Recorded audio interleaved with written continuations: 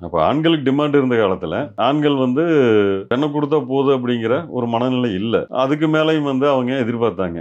பொண்ணு எதிர்பார்த்தாங்க, பொருள் எதிர்பார்த்தாங்க. அது வந்து சம தகுதியுடைய ஆண்கள் எதிர்பார்க்கிறத விடவும் 2ஆம் தரமா குடுத்தாலுமே கூட, நம்மனால முடிஞ்ச ஏதாவது ஒண்ண பண்ணி தான் குடுக்கணுங்கிற மாரி சூழ்நிலையெல்லாம் வந்து இருந்ததுங்க.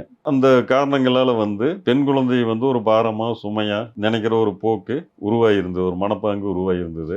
இப்ப என்ன பண்றாங்க, அதை பார்த்து வளர்ந்தவங்க குடும்பமா வரும்போது, நம்மளுக்கு பெண் குழந்தைகள் இருந்தா, நம்ம அக்கா, தங்கச்சிய கட்டிக் குடுக்கறக்கு எவ்வளோ கஷ்டப்பட்டோமோ, அப்படிங்கிற மாரி எல்லாம் மனசுல சிந்திச்சு பார்த்து, முதல் குழந்தை ஆணோ, பெண்ணோ ஏத்துக்கிறாங்க. 2வது குழந்தை பெண் அப்படிங்கும்போது, அவங்களுக்கு பெண்ணா, ஆணாங்கிறது தெரியற ஒரு வசதி இருந்தது இல்லைங்களா? ஸ்கேன் பண்ணி பார்த்து சொல்லக்கூடிய ஒரு வசதி இருந்தது இல்லைங்களா? அப்ப வந்து பெண் குழந்தைன்னா, அதை அபார்ஷன் பண்ணிக்கிற ஒரு போக்கு இருந்ததுங்க. இது பரவலாவே இருந்தது. ஆனா பொதுவா இத பத்தி பேசும்போது என்ன சொல்லுவாங்கன்னா, உசிலம்பட்டி ஏரியா, மதுரை இல்ல அந்த அங்க பகுதியிலாம் நெறைய வந்து இருந்துன்னு சொல்லுவாங்க. இங்க பிறந்த குழந்தைகள வந்து பிறந்ததுக்கு அப்புறம் கள்ளிப்பால குடுத்தாங்க.